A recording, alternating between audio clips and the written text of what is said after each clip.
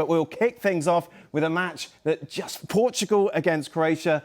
An incredible game, an incredible ending. So many narratives going into this. And then at the end, once again, giving us so many storylines. If we just start overall, Craig, well, we can't start overall, actually. We've got to start with the way that it ended. Yeah, which was... It just must have been devastating for the Croatian players who thought they'd forced extra time. Yeah, and they all went running, as you would, and jumped in each other and thought that they'd salvaged it. And VAR had a look at the offside, which it was offside. They had a little nick on the ball as the cross came in. Mm-hmm. They have technology to clean these things up now, so it was the correct call. I've got to give both teams a lot of credit. A couple of things I've got to give a lot of credit for, or credit to. Roberto Martinez, but I'll get to him. Croatia, I never thought for a second, having watched them being totally outplayed by England, particularly in the second half, that they were going to give this multi-talented Portugal side a run for their money like they did. They're an aging team, Croatia. They're not a big squad, and they hung in there, and then during the second half, you could argue they were the better team. Certainly. Now, we're all sitting in that green room. Us, the Deportes boys, and we're saying, will he take Ronaldo off? And there was a unanimous consensus, no. We've been talking about it all year. Mm-hmm. Will he have the stomach to do it? Mm-hmm. And he did it. And I have to give Roberto Martinez a lot of credit. He made big changes today. And Ruben Neves came on for Ronaldo to shore up the midfield. But when he brought the 4 subs on, including Gonzalo Ramos, that was a brilliant, brilliant header, which was the match winner. I think you could argue that's been the game of the tournament thus far. I think certainly the ending, Kieran, because that you can't write that sort of script. No, and this is what the World Cup's all about. You've got players on the pitch that can change games at any moment. And it's just such fine margins. Yeah. I really love that header as the winner. I think it was a great effort to get himself up there under pressure and managed to just get enough power on it. Incredible scenes. And like Craig says, to bring Ronaldo off, it was a big, tough decision and it's paid off. We were talking about Rafael Leao as well, and how hot and cold he can be. And he's shown up and put a kind of a desperate ball in, but it's paid off, and you got to give Portugal credit for getting it done.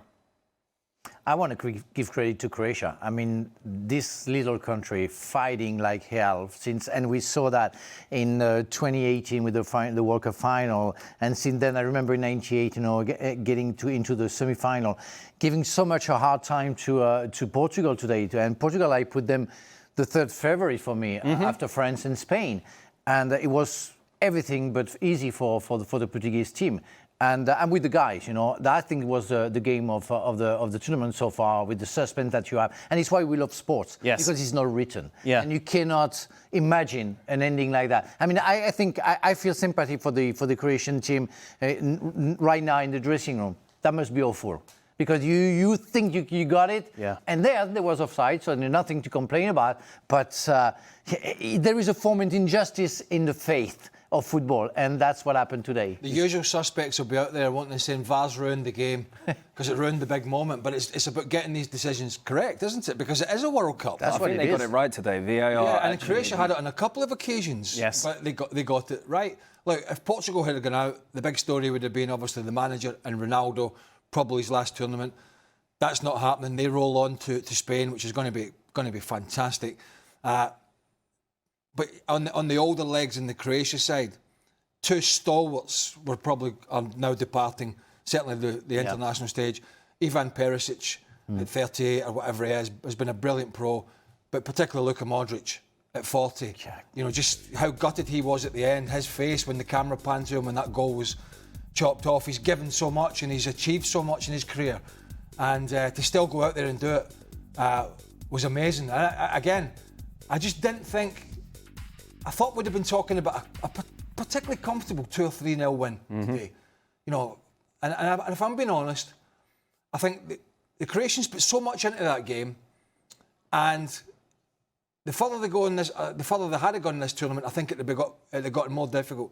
I do think Portugal and Spain will be a much closer match-up. I think if the Croatians had gone in there, and if they'd won it, they deserved to go fine. But I think if they'd have gone into the Spain game off the back of their group and their knockout games, and the way the Spanish would control the game, I think that would have been a tough one for them. Yeah. But what I think we'll see, hopefully, is a boxing match that is nobody's taking a backward step with Spain and Portugal, and Portugal absolutely have the players to cause this Spanish side problems. And we're going to find out. I want, if you want, we'll talk about that a little bit later on. Yeah. I just want to focus on this game overall, because the general consensus when you take a look at this Portuguese side, particularly the midfield, you can argue it's the best in this tournament. Yes. So why did we see it get overrun at times by this ageing Croatia side? Hard to explain, it's true that Neves and Vitinha are the best pair in the middle of the park in the world, and they show every games that they played for Paris Saint-Germain. And today they were dealing, but it's also what you do when you give the ball, you turn around, but sometimes you have to change the pace. You have to put the second gear and change something, and it's hard with Neto, Leao, even Bruno Fernandes and Ronaldo to change the pace. When they play with Dembele and Barcola or Kvaratskhelia, they find the change of pace at the second gear. Right. It's why it's so important to create the action, to prepare the action, but the finishing is not the same with Portugal. And that's where maybe they have a lack of cleverness, I would say, because not lack of qualities. It's impossible with the talent that they have. But they have sometimes they have to make the run, they have to change positioning, and they don't really do that. They're more stuck in their position, and it's why maybe they don't finish the action. I'll tell you why, because PSG, and we've talked about this, Luis Enrique has instilled a mentality into PSG that most managers talk about. Defending starts at the front. And Dembele has touched on it in his interviews, said, if we don't run for PSG, we don't play. Mm-hmm. And that goes back to getting rid of the Messis, the Mbappes and the Neymar. And it's brought them success. They don't defend from the front, Portugal. Right. Because Ronaldo, it's a token gesture. Rafael Leao, it's a token gesture. And Pedro Neto, I suppose you could put him in that bracket. So they don't press from the front. They don't get back in and help the midfield. So when they become under a bit of pressure in the second half, they're getting overloaded, but they're not really dragging those guys back in to help. And even when they come back in and help, it's kind of just a body there. It's not anybody closing the ball down.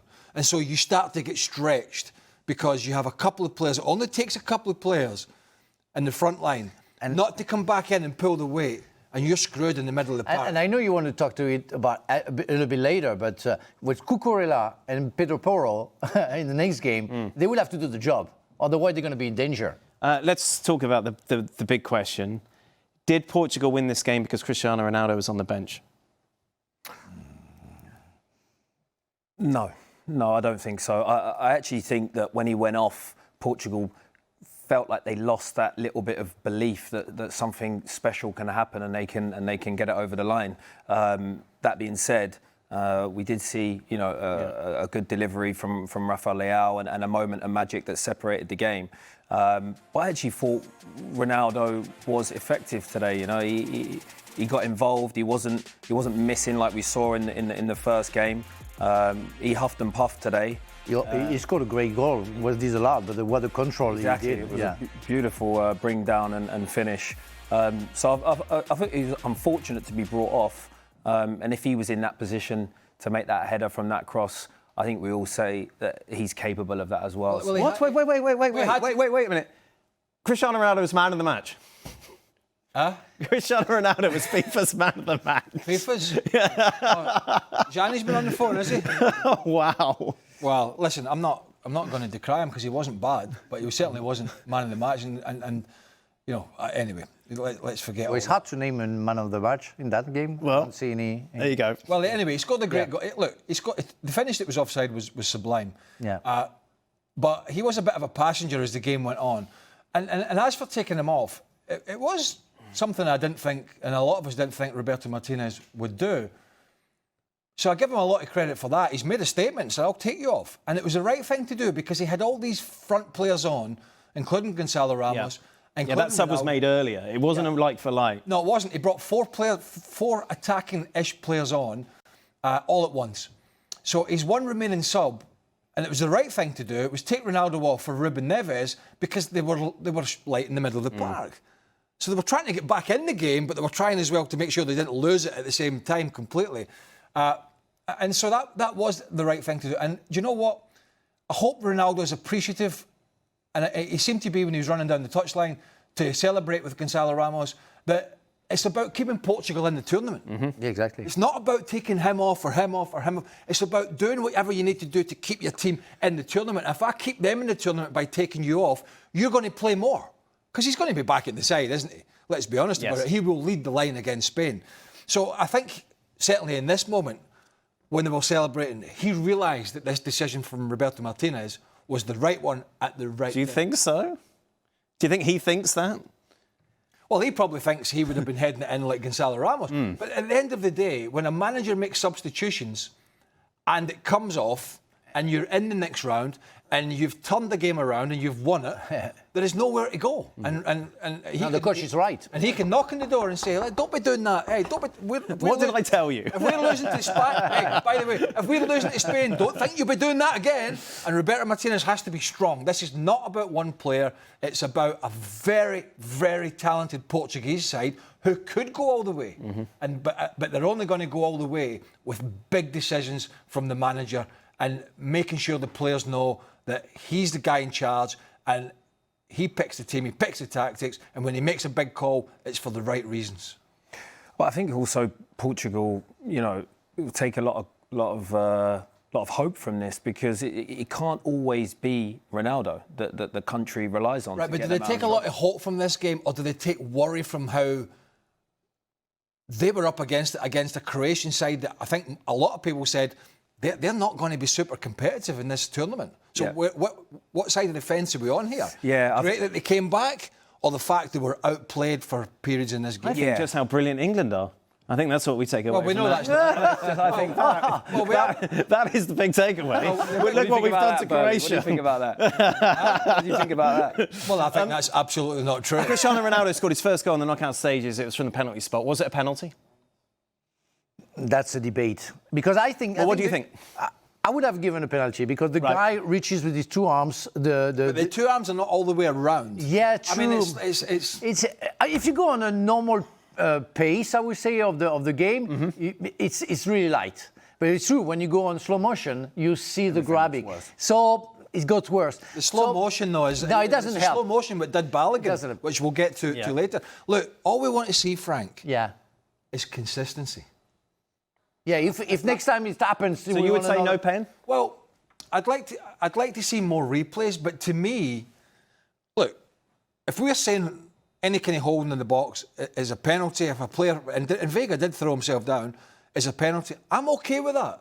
Yeah. If every single decision of a similar nature is awarded as a penalty. My problem is why a player, a defender, would try to grab another player, a forward player, in that situation. But Frank, as a defender, you know full well that when you're in the heat of the moment and a player gets a run on you, it's a natural instinct for you to want to stop. Yeah, especially when you play for Arsenal and you do on set pieces. Frank used to drag players down every game. Leboeuf, by the way, not me. I mean, I'll be honest. I wanted to rugby tackle him in the green room earlier. when he was running about with that, the game was on. He was running about shouting. I thought, I'm going to tackle this guy. I'm going to pull up the floor. If any of you are watching your games with your children, say a 3-year-old, that's pretty much what Frank is during the games. I'm still a kid. I love this game. But it is penalty for you or not? It's a penalty. In today's game, it's a penalty. The game has evolved a lot since Frank played. I mean, hold on. That was happening. That was happening every week at Stamford Bridge. At Stamford Bridge, that was happening every week, and he was taking your nose off at the same time. God, The Croatians go out in one of the cruelest manners, given that they thought they'd forced extra time. Yeah. I wanted to ask you, going back in your careers, is there one that kind of sticks in your throat still that you remember?